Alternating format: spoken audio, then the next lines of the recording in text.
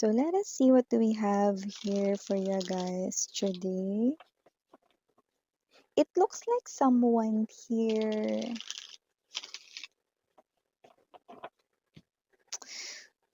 Yung focus ay nasa isang direksyon lang. Maybe someone here ay literal na nakatingin sa'yo or yung kanya ritong isip ay focus lamang sa'yo. Ote, that kind of vibe. Pwedeng literal na tinitingnan ka.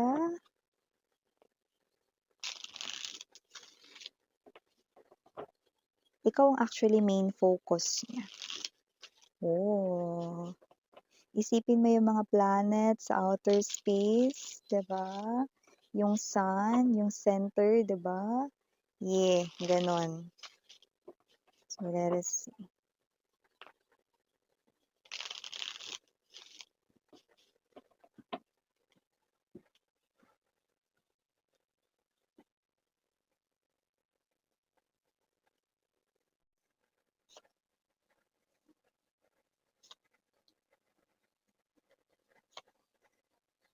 I go. I go. We have here this Three of Earth. Okay. Center of the reading, the Three of Air. Okay. Hmm.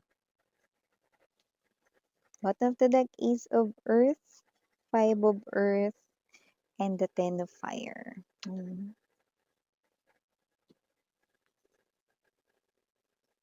Kakaloka. Kaloka Mars, oh. Tinatanggi ka niya, tinatanggi ka niya rito mga babes 'no, pero grabe naman siya kumakatingin sa'yo, dalawa napi-pick up kong energies dito 'no, may scenario na ito ay person 'no, na hindi mo pa naka-connect sa love. Yung isa namang scenario ay ito ang iyong ex-lover 'no, okey. Pero alinman siya dun, okey, grabe ito makatingin pero dini-deny niya na meron siya ritong feelings for you. Ayan 'no, kung ito ay ang iyong ex-lover 'no, maaaring meron siya ritong kasama 'no, kasi dito nakita ko meron ditong sitwasyon, feels like random 'no, feels like, parang serendipity 'no, na nag ah, parang nakita ka niya 'no, nagkaroon ng pagkakataon na nakita ka niya nung kasama niya yung isang person na parehas niyo ring kilala. Okay, so ito ay nakikita ko medyo malayo pero alam niyang ikaw yon or alam nilang dalawa kung ilan man yung kasama niya nung araw na yun 'no, na ikaw yon. So maaaring nagtanong sila 'no na, "Oh, sino yun, naka-move on ka na ba sa kanya?" Ayan 'no. "Oo naman, tagal na." Ayan oh. Hindi man lang huminga 'di ba, diretso agad very straightforward na sinabi iyon 'di ba? Pero napatigil siya 'no, deep inside 'no, parang napatigil siya. Okay, internally 'no, nung nakita ka niya 'no, na-surprise siya, na-shock siya 'no, nakaramdam ng sense of relief nang muli ka niyang makita rito 'no.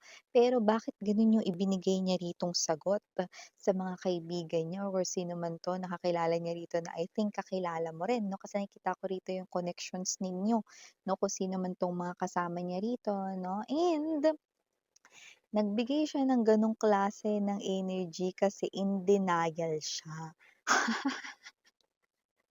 Wala raw siya rito 'no, na kahit na ano pa ritong kahit na anong nararamdaman para sa'yo, hindi ka na daw niya love, hindi ka na raw niya iniisip rito, pero ano yung klase ng internal na naramdaman niya rito na parang masayang-masaya siya na nakita ka niya ulit pero hindi niya rito magawang maipakita yan sa mga kasama niya rito. Ano 'to, nagpapa-macho lang ba siya?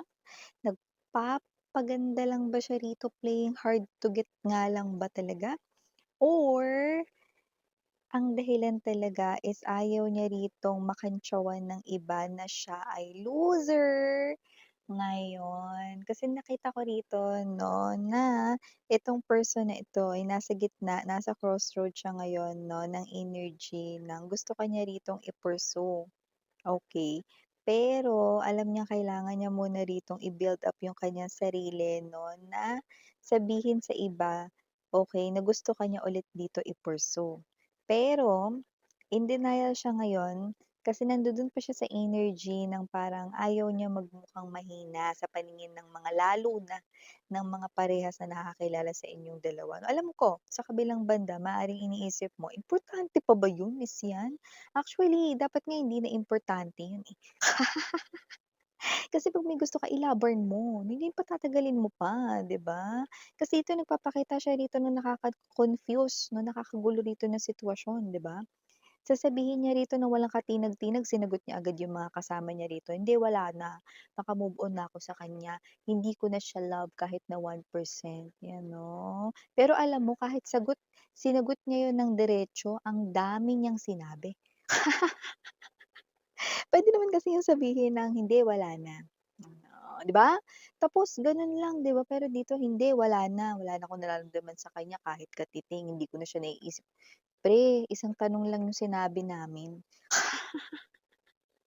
Ang dami mo na sinabi, you know. Sa lahat ng gender dito bale lalaki, LGBT, yan, okey. At kung ito naman ay, person na hindi mo pa rito nakakarelasyon Eva, eto naman yung klase ng energy, confused pa siya. Hindi niya pa alam rito mga babes 'no, yung energy kung paano rito, um i-a-approach ka, okey. Tapos parang feeling cornered din siya kung sino man yung kasama niya rito na, uy, maaaring nahuli siyang nakatingin sa'yo, okey. Kasi gano'n din, eh, makikita ka rin nito somewhere or whatever 'no. So, kung sino man ito puwedeng katrabaho, kaibigan 'no.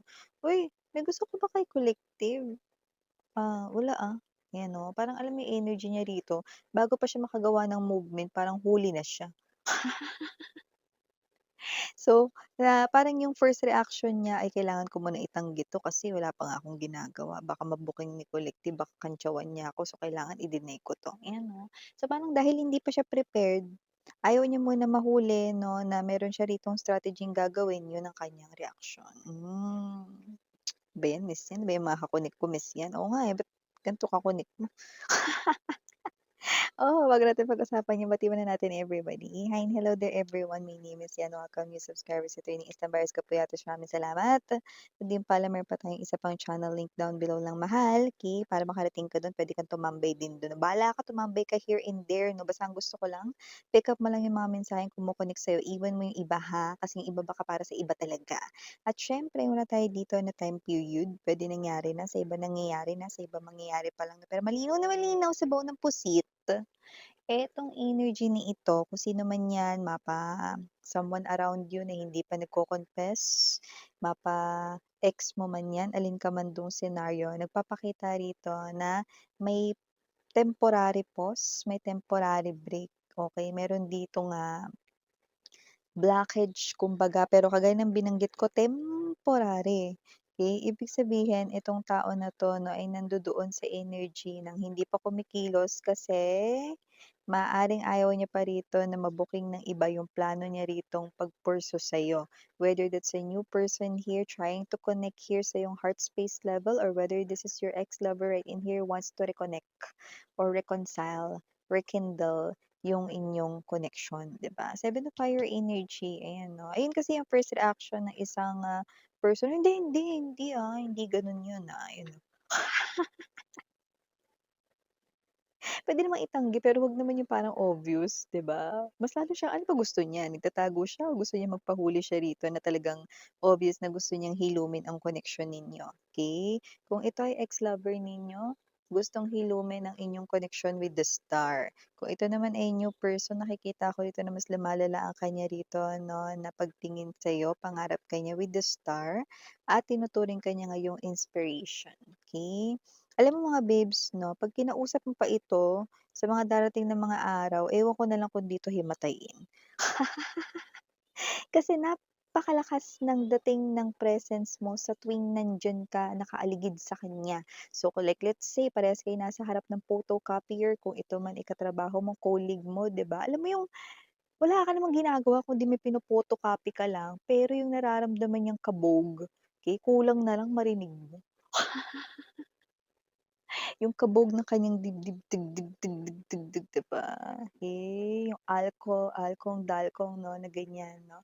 Parang alam mo yung energy ng gano'n? Grabe ang heavy talaga nun 'no, na parang hindi niya dito magawang makontrol yun, na parang 'pag dumikit siya sa'yo ng konti, maririnig mo na rin yung heartbeat niya 'no, napakabilis dito, okey. So ganong klase ng energy. With the Nine of Air energy, mapa new person man 'to, mapa ex-lover dito, Nine of Air 'no, parehas sila nagsa-strategize, nag-iisip 'no, ano ang maganda ritong approach pagdating sa'yo. If it is a new love, this person here sees you as someone different from other women, other man. Ibig sabihin, ayaw ka nila ritong ligawan in an ordinary way. Gusto nila ng special, na parang special touch dito, parang originality nila, ganong klase ng energy, no? And if this is your ex, mas lalo, alam niya rito na kahit nakasama ka niya rito, no, ng matagal, alam niyang hindi ka madali ritong ibig or mapakumbinsi, ano. So, with the King of Earth energy, well, nakikita ko naman stable ang kanya ritong, energy sa pag-pursue sa'yo. Kaso nga lang itong random situation na 'to or random like, pero alam niyo lagi ko sinasabi sa inyo wala namang coincidence sa mundo. Lahat may dahilan kung ba't nangyayari, kung ba't ka niya nakita 'no. At dito kung ba't ka niya nakita para makapagplano na siya agad, para simulan niya ng i-execute yung plano niya kasi nandito na siya, totoo ito, real world situation, 'di ba? Na kailangan niyang harapin kung talagang gusto niya ritong maging masaya, Sun card energy, 'di ba? So whatever the case may be, I do see na kung ito man na yung ex mo, maaaring etong person na 'to 'no, ay nagdala ng malaking confusion sa buhay mo. Whether may choices siya way back before, puwedeng may mga desisyon siyang palpak way back before. Puwede rin naman 'no, na may energy rito 'no, na itong person na 'to ay, someone dito na hindi naman sa may option siya way back before, possible rin 'no, na ng time na yun hindi rin siya prepared, 'yan. Kaya may pag-atras sa inyong koneksyon, 'yun. At kung ito naman mga babes 'no, ay ang new person, nakikita natin dito na ito ay nag-iisip pa kung papaano niya rito 'no, ikaw, ma ma maiimbita 'no, at mapapaibig rito 'no. Kasi, this person here ay nakikita ko rito na nire-respect ka rito ng sobra and nakikita ko rin dito na ayaw ka rin niya ritong siyempre magulat, 'di ba? Ayaw ka niya ritong magulat, dito 'no, sa kung ano man yung inyo ritong, koneksyon ngayon 'no. Kasi kung inyong koneksyon ngayon ay magkatrabaho or magkaibigan 'no, meron na kayo ibig sabihin na parang koneksyon na ganyan. So, parang ayaw niya naman na maging feeling awkward ka sa kanya. Yun yung parang iniiwasan niya kaya parang ano, may temporary pause kasi tinitimbang niya muna yung mga bagay-bagay. Yun, 'di ba? Siyempre, dahil nakikita ko rito na ayaw niya mag-jump agad 'no, into something na situation na maaaring maging uncomfortable ka. So, yun yung pinaka-iniisip niya, yung side mo. Okay, so, kahit gano'n naman, tuloy pa rin naman dito kasi with the Ace of Earth para sa ating bottom of the deck, mapa new person man 'yan or mapa ex mo, they are both embodying this. Ibig sabihin changes ang symbol ng butterfly dito. So, talagang, willing talaga rito 'no na what's this, gumawa ng action at kung gagawa man ng action mga babes 'no, this autumn season nakikita natin 'yan. So, it's not far talaga 'no, super like immediate future, near future ito 'no. With the Five of Earth energy, I do see that this person here 'no, ay meron din ditong pinagdadaanan na problema sa kanyang pinansiyal or hindi naman sa pinansiyal mismo, puwedeng sa trabaho rito. Parang meron siyang pinakaiisip na may kinalaman rito sa kanyang trabaho 'no at, kahit na yun ay kanya ritong hindi naman rito nawawala yung kanya ritong, pag-iisip sa'yo 'no, at kung anong gagawin dito sa inyong koneksyon, 'yan. Ewan ko, meron siguro sa kanila rito na isa sila sa provider ng family or baka sila talaga mismo ang breadwinner, okey, just take only what resonates. Pero nakita ko na tumutulong sila dito sa mga gastusin. Yung gastusin dito parang hindi lang basta yung pambili ng pangkain, pambili ng, mga pangangailangan at bills, parang may iba pa, parang may iba pang bayarin dito. Pero Just take only what resonates. Okay, so initials, we have here capital letter F, capital letter S, capital letter J, capital letter R, capital letter P, capital letter T, capital letter O, capital letter L, and capital letter I. For small letters, we have A, P, G, E, N, C, and last but not the least, K. So, ito yung mga mensahe right here for you. Baby, name Yuriana, Annie, for the girls, Yana, Luna, for the boys, Sarang, I love and like it. Annyeong.